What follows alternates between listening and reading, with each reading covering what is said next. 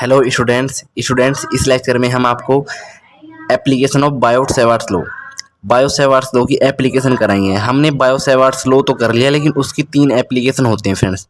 आज हम first application करेंगे, है ना। ठीक है जी। क्या होती है? Magnetic field at the centre of circular coil current carrying.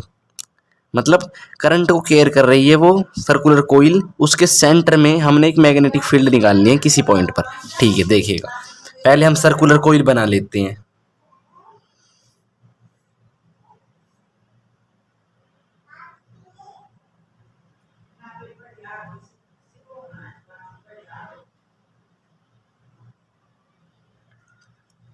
Okay जी, हमने एक सर्कुलर करंट कैरिंग कोइल बना ली, लेकिन इसे हमने अभी कनेक्ट नहीं किया, क्योंकि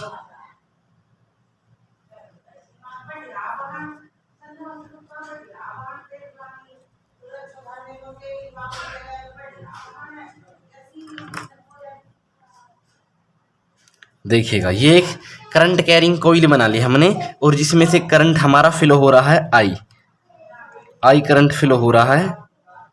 देखिएगा यहाँ पर आई करंट फ्लो हो रहा है इसमें, और यहाँ से जा रहा है, यहाँ से आ रहा है, यहाँ से आ रहा है, यहाँ से जा रहा है। ठीक है जी। और ओ पॉइंट पर निकालना है, ओ पॉइंट पर निकालना है हमने। मतलब एक हमारी ये कोइल है सर्कुलर, इसमें करंट कैरिंग है, तो सो करंट है तो इसमें मैग्नेटिक फील्ड भी है, सीधी सी बात है। और यहाँ पर इसके सेंटर में, इसके हमें बीच में इसका मैग्नेटिक फील्ड निकालनी है किसी ओ पॉइंट पर। किसी भी यूनिट लेंथ ले लो, हमने मान ली ये यूनिट लेंथ ले ली, एक स्मॉल डिस्टेंस ले लिया, ये डीएल पर निकालना है। डीएल पॉइंट है ये, डीएल कुछ छोटे पॉइंट पर निकाल रहे हैं इस पर, है ना, स्मॉल डिस्टेंस पर। और स्मॉल डिस्टेंस पर मैग्नेटिक फील्ड निकालने के लिए हमारी कौन सी लॉ यूज होती है? बायो सेवर्ट्स लॉ, है ना। ठीक है जी। और ये हमारा आर डिस्टेंस है, जितना भी हमारा सेंटर है इसकी, यानी कि रेडियस आर है। बात समझ में आ रही है? और ये कितने थीटा पे हो गई? गाइस मैं आपको एक बात बताऊं, कभी भी हम ना कोई भी सर्कल लेते हैं तो उसमें देखिएगा, एक मिनट, देखिएगा, जैसे हमने ये सर्कल ले लिया, और यहाँ पर ये इसकी रेडियस है, इसमें यहाँ से इस पॉइंट पर यहाँ से 90 डिग्री का कोण होता है, थोड़े डिस्टेंस के लिए होता है। अगर हम जितना बड़ा बनाएंगे सर्कल, सो फ्रेंड इस पे कुछ डिस्टेंस के लिए, कुछ छोटे डिस्टेंस के लिए 90 डिग्री का कोण बनता है, और वही डिस्टेंस हमने यहाँ पर मान लिया है। यहाँ पर वो डिस्टेंस हमने 90 डिग्री मान लिया है। बताओ जी।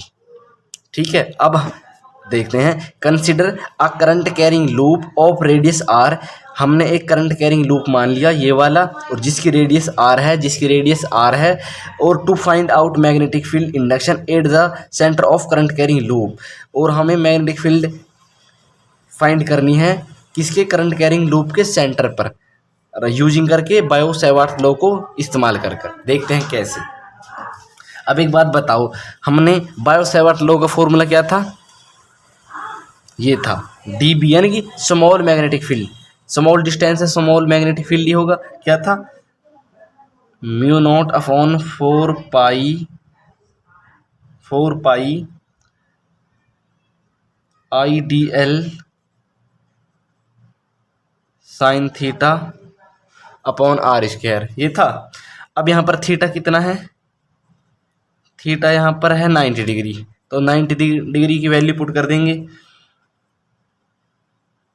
D b mu naught upon के 4 pi I D L sine 90 degree upon k r square. बताओ जी। अब देखो, d b mu naught upon के 4 पाई साइन 90 डिग्री की वैल्यू 1 हो गई, तो मल्टीप्लाई होगी अपॉन आर स्क्वायर। अब एक बात बताओ, अब एक बात बताओ मुझे, यहाँ तक हमने डी बी किसकी आई, यानी कि स्मॉल डिस्टेंस की स्मॉल मैग्नेटिक फील्ड आई इस पॉइंट की, ओनली इस पॉइंट की जो डीएल था। लेकिन हमें तो पूरे की चाहिए, तो हम इसको पूरे चाहने के लिए हमारे पास कौन सा मेथड होता है, इंटीग्रेशन, क्योंकि it is a summation of quantities, यानी कि यह जोड़ ही होता है इंटीग्रेशन। ओके जी, अब यहाँ से अब हमने ये निकाल लिया, तो हम इंटीग्रेशन की मदद से हम इसे निकाल लेंगे, ऐसे कर करके कंप्लीट इसको निकाल लेंगे, पूरे करंट कैरिंग लूप का निकाल लेंगे।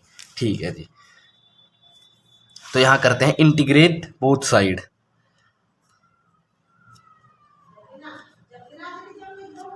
Integrate both side.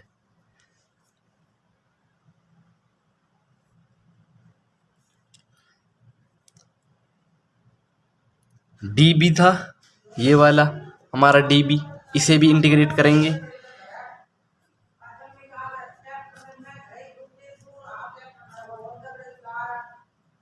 Mu naught upon के 4 pi into I D L upon R square. कोई दिक्कत यहाँ तक?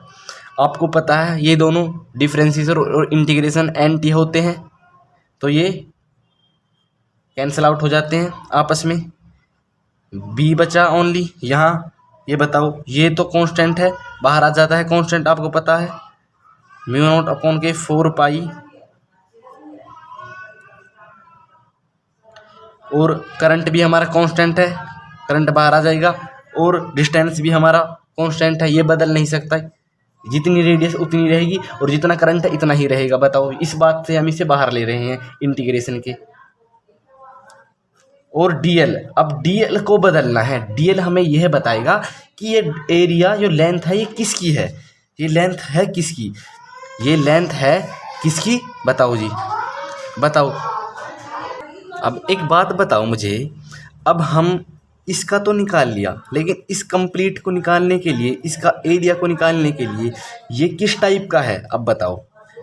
ये सर्कमफ्रेंस ऑफ सर्कल है कि नहीं, ये कंप्लीट किसका बन रहा है, वृत्त का परिमाप, वृत्त की परिधि का सूत्र बनेगा ना ये। ओके जी, तो एरिया तो उसी का है, इसलिए हम उस टाइप का area of circumference of circle.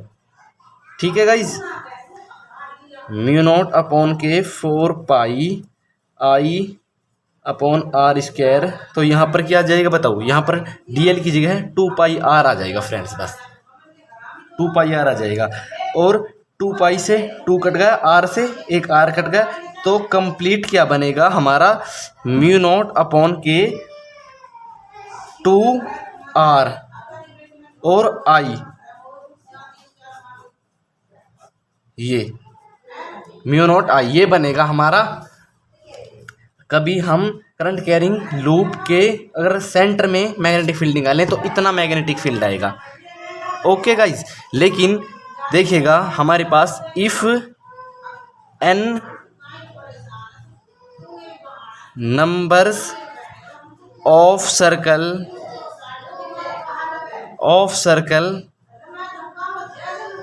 Current carrying